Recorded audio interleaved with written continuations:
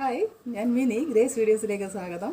ഇന്ന് നാടൻ കോഴി എങ്ങനെയാണ് കറി വെക്കുന്നത് ക്ലീൻ ചെയ്തിട്ട് ക്ലീനിങ്ങും കൂടെ ഞാനിതിനകത്ത് പറയുന്നുണ്ട്. അതൊന്ന് ശ്രദ്ധിക്കണേ. അത് നമുക്ക് നാടൻ കോഴി കറി വെച്ച് കൂട്ടാൻ വലിയ ഇഷ്ടമാണ് അല്ലേ ആരെങ്കിലും നമുക്ക് ഉണ്ടാക്കി തന്നാൽ കഴിക്കാൻ ഇഷ്ടമാണ്. പക്ഷേ സ്വന്തമായിട്ടൊന്ന് കറി വെച്ച് കൂട്ടാനെന്ന് പറഞ്ഞാൽ വലിയ ബുദ്ധിമുട്ട് ആരും ചെയ്യത്തുമില്ല. ഇന്നത്തെ കാലത്ത് ആരും ചെയ്യത്തില്ല. അപ്പം ഞാൻ നിങ്ങളെ അതൊന്ന് ജസ്റ്റ് പരിചയപ്പെടുത്താം എളുപ്പത്തിൽ എങ്ങനെയാണ് ചെയ്യുന്നത്. അപ്പോൾ ഞാൻ ഇന്നൊരു 2 കോഴിയെ എടുത്തിട്ടുണ്ട്. ഒരു പൂവിന് ഒരു പെടയുമാണ്. അതിനെ നമ്മൾ എങ്ങനെ കട്ട് ചെയ്ത് ഓൾറെഡി ഞാൻ കഴിഞ്ഞു. അതുപോലെ ഈസി ആയിട്ട് കൂടെ പോകാൻ വേണ്ടി നമ്മൾ വെള്ളം നന്നായിട്ട് തിളപ്പിക്കണം. ചെറു ചൂടുവെള്ളമല്ല, നന്നായിട്ട് തിളച്ച വെള്ളത്തിൽ കൈ പൊള്ളുകയൊന്നും ചെയ്യരുത്. ആ ചെറിയ ഒരു ആറി വരുന്ന പരുവത്തിൽ ഈ കോഴിയെ കട്ട് ചെയ്ത് കഴിഞ്ഞതിന് ശേഷം പൂടയോടുകൂടി വെള്ളത്തിലങ്ങ് മുക്കി വെക്കണം.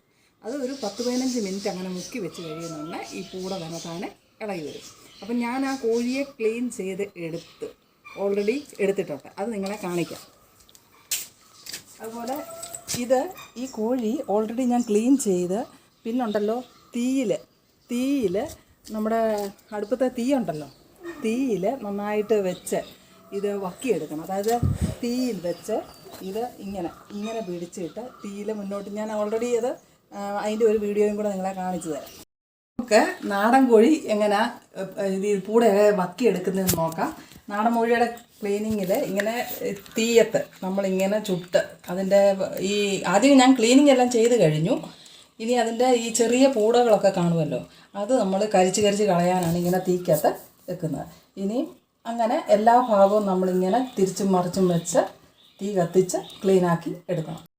ഞാൻ കോഴിയെ ഓൾറെഡി കരിച്ചെടുത്തല്ലോ. അതായത് ഇതിൻ്റെ ചെറിയ പൂടകൾ എല്ലാം നമ്മൾ തീക്കകത്ത് വെച്ച് കരിച്ചെടുത്ത കോഴിയാണിത്. ഓക്കെ, ഇനി നമ്മളതിനെ ഉപ്പിട്ട്, ഇതാണ് ഉപ്പ് കല്ലുപ്പുണ്ടെങ്കിൽ അതാണ് നല്ലത്. ഇപ്പം എൻ്റെ കയ്യിൽ ഉപ്പ് പൊടിയായിരിക്കുന്നത്. അപ്പോൾ ഈ ഉപ്പ് പൊടിയും കൊണ്ട് നമ്മൾ ഇതിൻ്റെ ദേഹം മുഴുവനും തേച്ച് പിടിപ്പിച്ച് നന്നായിട്ട് ഉരച്ച് തേച്ച് കഴുകണം. ഉപ്പ് പൊടി നമ്മൾ അതിൻ്റെ ദേഹത്തെ അഴുക്കുകളൊക്കെ പോകാൻ, ഈ കൂടെ ഇരിക്കുന്ന ബാക്കി എന്തെങ്കിലും ഉണ്ടെങ്കിലും അതിൻ്റെ ദേഹത്തെ അഴുക്കുകളും ഒക്കെ പോകാൻ വേണ്ടി നമ്മൾ ഇങ്ങനെ കല്ലുപ്പുണ്ടെങ്കിൽ അതാണ് ഏറ്റവും നല്ലത്. അല്ലെങ്കിൽ ഉപ്പ് പൊടി ഇട്ട് നന്നായിട്ട് തിരിച്ചും മറിച്ചും ഇതുപോലെ ഇട്ട് തേച്ച് വൃത്തിയാക്കണം. ഓക്കെ, അപ്പോൾ ഇതാണ് ഇതിൻ്റെ ക്ലീനിങ് കഴിഞ്ഞു. ഇനിയും നമ്മൾ ശരിക്കും ഈ പൂടയൊക്കെ എന്തെങ്കിലും ഉണ്ടെങ്കിൽ പറിച്ചൊക്കെ കളഞ്ഞ് വൃത്തിയാക്കണം കേട്ടോ. നമ്മൾ കരിച്ച് കളഞ്ഞെന്ന് പറഞ്ഞാൽ ഇച്ചിരൊക്കെ അവിടെ ഇവിടെയൊക്കെ കാണും. അപ്പോൾ ഈ ഉപ്പൊക്കെ ഇട്ട് തിരുമ്പി ഇത് ചെയ്യുന്ന സമയത്ത് കണ്ടോ, ഇച്ചിരി വെള്ളമൊക്കെ തൊട്ട് നമുക്ക് ചെയ്യാൻ പറ്റും. ഇങ്ങനെ നന്നായിട്ട് തേച്ച് വൃത്തിയാക്കി ക്ലീൻ ചെയ്ത്. ഓക്കെ, ഇങ്ങനെയാണ് നാടൻ കോഴിയുടെ ക്ലീനിങ്. ഓക്കെ, കണ്ടോ, ഇങ്ങനെ തേച്ച് വൃത്തിയാക്കണം. ഓക്കെ, ഇനി അത് കഴിഞ്ഞ് നിങ്ങളെ ഞാൻ പീസാക്കുന്നത് കൂടെ കാണിച്ചു തരാം. ഇതാണ് ഇതിൻ്റെ ക്ലീനിങ്. ഇപ്പം നമ്മൾ നാടൻ കോഴിയെ ക്ലീനാക്കുന്ന കാര്യം ഞാൻ പറഞ്ഞല്ലോ. ഇപ്പോൾ ഓൾറെഡി ഉപ്പൊക്കെ ഇട്ട് തേച്ച് വൃത്തിയാക്കിയ കോഴിയാണ് ഇരിക്കുന്നത്. കണ്ടോ, നല്ല ക്ലീനായില്ലേ? ഇതിൻ്റെ രോമം എല്ലാം പോയി വൃത്തിയായിട്ടുണ്ട്. കണ്ടോ, ഇനി നമുക്കതിനെ എങ്ങനെയാണ് പീസാക്കുന്നതെന്ന് നോക്കാം. കോഴിയെ പീസാക്കാൻ ഞാനിപ്പം ഉള്ള സൗകര്യത്തിലൊക്കെയാണ് ഈ ചെയ്യുന്നത്. വേണ്ട, ഇങ്ങനെ കാല് ഇവിടുന്നും കട്ട് ചെയ്യണം. ഓക്കെ, എന്നിട്ട് ഇങ്ങനെ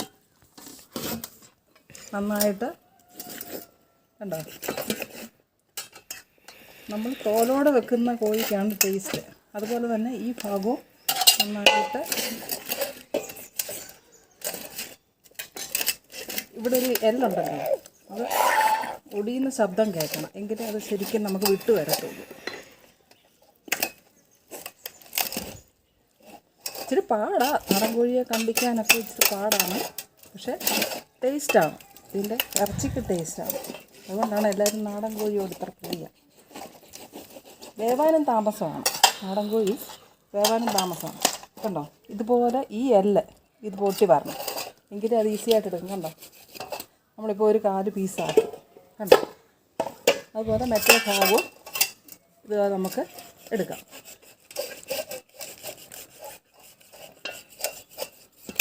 കണ്ടോ, ഇനി നമ്മുടെ കയ്യുടെ ഭാഗമാണ് അത്. ഇങ്ങനെ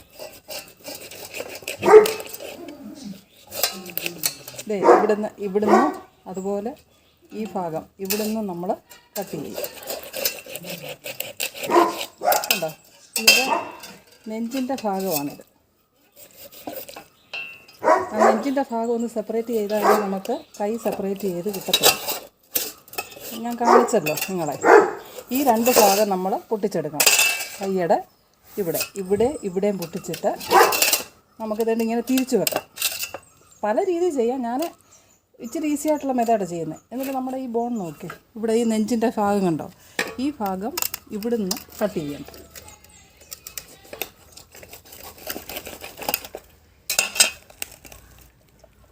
കണ്ടോ, ഇങ്ങനെ ഇളക്കിയെടുക്കാൻ പറ്റും. കണ്ടോ, ഇങ്ങനെ ഈ ഭാഗം വരും.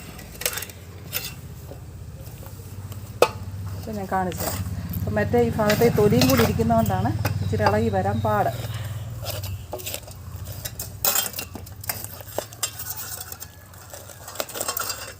കണ്ടോ, സെപ്പറേറ്റഡ് ആയ കേട്ടോ.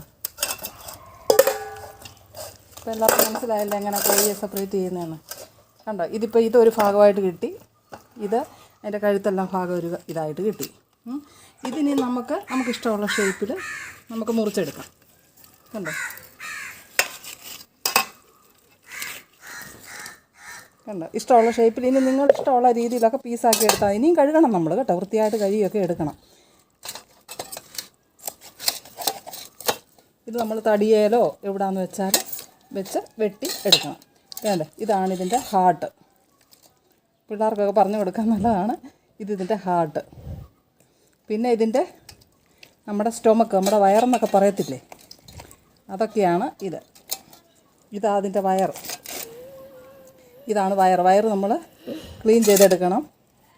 അത് ഞാൻ ഇപ്പം പൊട്ടിക്കുന്നില്ല, ഞാൻ നിങ്ങളെ കാണിച്ച്. ഇപ്പം ഇത് നമ്മൾ നടുക ഇങ്ങനെ കീറിയിട്ട് ഇതിനകത്തെ അഴുക്കൊക്കെ എടുത്ത് കളയണം. ഇങ്ങനെ പൊളന്നിട്ട് ഇതിനകത്ത് അഴുക്ക്, അതിൻ്റെ ആഹാരമാണ് അരിയൊക്കെ. ഇത് നമ്മൾ ഇതിനകത്ത് എല്ലാം എടുത്ത് കളഞ്ഞ് ക്ലീനാക്കി എടുക്കണം. പിന്നെ ഇതതിൻ്റെ പതപ്പെന്നൊക്കെ പറയും, ലങ്സ് പോലെ. ഇതൊക്കെ നമുക്ക് കളയാനുള്ള സാധനങ്ങളാണ്. പിന്നെ ഇതൊക്കെയാണ് അതിൻ്റെ പതപ്പ്. ഇതിൻ്റെ കരൾ. ഇതാണ് കരൾ നമ്മൾ ഉപയോഗിക്കാറുണ്ട്. ചിലർ ഉപയോഗിക്കും, ചിലർ ഉപയോഗിക്കത്തില്ല. പിന്നെ ഇതാണ് ഗോൾ ബ്ലാഡർ, പിത്തസഞ്ചി എന്നൊക്കെ പറയും. ഇത് നമ്മൾ ഉപയോഗിക്കരുത്, കളയാനുള്ളതാണ്. ഇത് കളയണം, അല്ലെങ്കിൽ കഴിക്കും. പിന്നെ ഇതിൻ്റെ കുടലും കാര്യങ്ങളൊക്കെ, ഇതൊക്കെ നമുക്ക് കളയാനുള്ള സാധനങ്ങൾ. ഇതെല്ലാം കളയാനുള്ള സാധനങ്ങൾ.